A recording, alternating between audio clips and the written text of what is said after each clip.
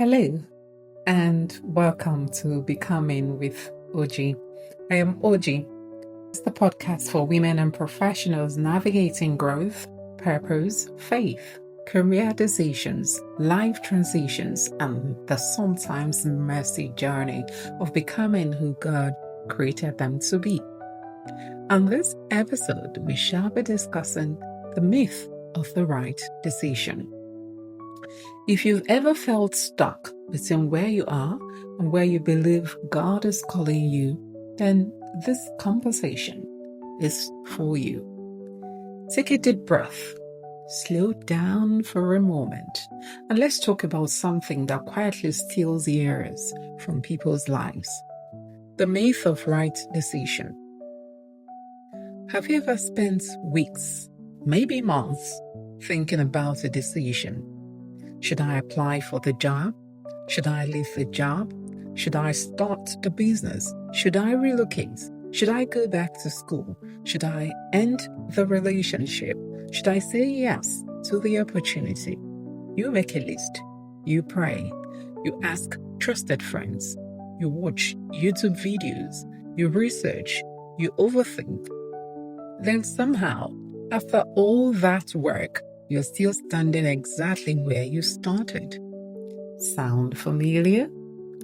I have noticed something fascinating about highly intelligent people.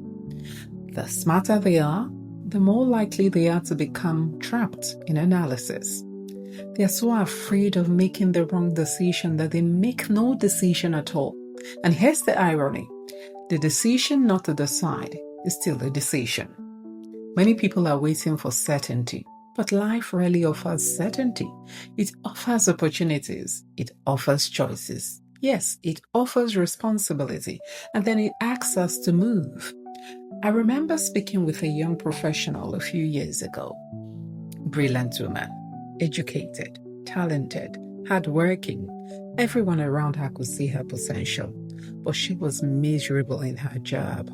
Every conversation sounded the same.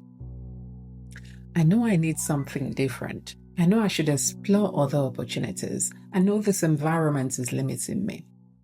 But every time an opportunity appeared, she found a reason not to move. The salary wasn't perfect, the timing wasn't perfect, the location wasn't perfect, the role wasn't perfect. Eventually, I asked her a question. What if you're not actually looking for the right decision? At first, she looked confused. Then I asked, what if you're looking for a decision with zero risk? And that's when the room became quiet, because many of us are not searching for God's guidance. We're searching for guarantees. And God rarely operates that way. Think about scripture. Noah didn't get guarantees. Abraham didn't get guarantees. Esther didn't get guarantees. Ruth, she didn't get guarantees. They received direction, then they moved.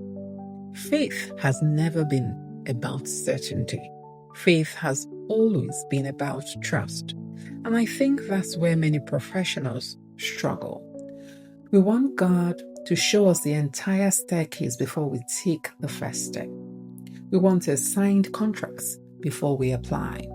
We want success before we start. We want certainty before we obey.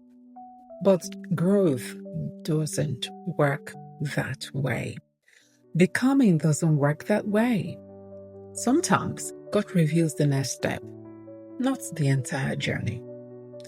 And that can feel uncomfortable, I understand, especially for women who carry many responsibilities, for professionals who are used to being competent and prepared. For those of us who have experienced disappointments before, fear has a way of disguising itself as wisdom. We call it caution, we call it discernment, we call it waiting on God.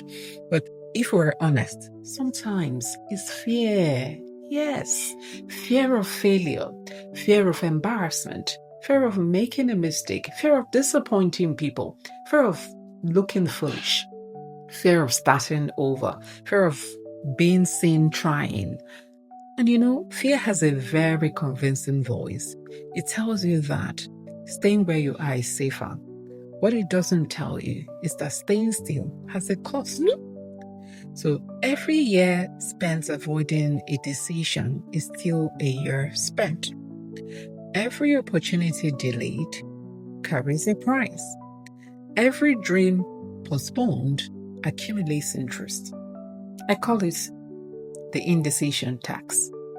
The cost of opportunities missed because fear was allowed to vote. The cost of confidence lost because action was delayed. The cost of growth postponed because certainty never arrived. And here's the truth. Most people are not people who always made the right decisions. They are people who became skilled at making decisions and learning from them. Let that sink in. The goal is not perfection. The goal is growth. Some of the best decisions of your life will look risky at the beginning, and some of the greatest lessons of your life will come from decisions that didn't work out. Failure is not always evidence that you chose incorrectly. Sometimes failure is simply tuition, a lesson paid for inexperience, a classroom called life, a preparation for something bigger. I want to pause here and ask you a few questions. Not for social media, not for appearances, just for you. What decision have you been avoiding? What conversations have you been postponing? What opportunity have you been talking yourself out of? And more importantly, what is it costing you? Because there's always a cost. Yes. Now let me share 3 questions I ask myself whenever I feel stuck. Question 1. Does this decision align with who I am becoming? Notice I didn't ask whether it feels comfortable. I asked whether it aligns with your future, because becoming often requires leaving familiar versions of yourself behind. Question 2. Am I making this decision from faith or fear? Not emotion, not convenience, faith or fear. Which voice is leading? Question 3. If this doesn't go according to plan, what wisdom will I gain? Because growth is never wasted, experience is never wasted, lessons are never wasted. God has a remarkable ability to redeem our detours. So sometimes the path teaches us that what the destination never could. As we close, I want to leave you with this thought. There is no perfect decision. There is only the next faithful step. The right decision is often revealed after movement, not before it. So stop waiting for the lightning bolt. Stop waiting for perfect certainty. Stop waiting until fear disappears. Remember, courage is not the absence of fear. Courage is movement despite fear. So this week, choose one decision you've been postponing. Pray. Seek wisdom. Gather information. And then move, but not recklessly, not impulsively, but courageously. Because the woman you are becoming is waiting on the other side of that decision. Thank you for spending this time with me. If this episode encouraged you, share it with another woman, another professional, or someone standing at a crossroad. And remember, you're not becoming by accident. You are becoming by decision. One step, one choice, one act of faith at a time. I am OG, and I'll see you in the next episode of Becoming with OG. Bye for now.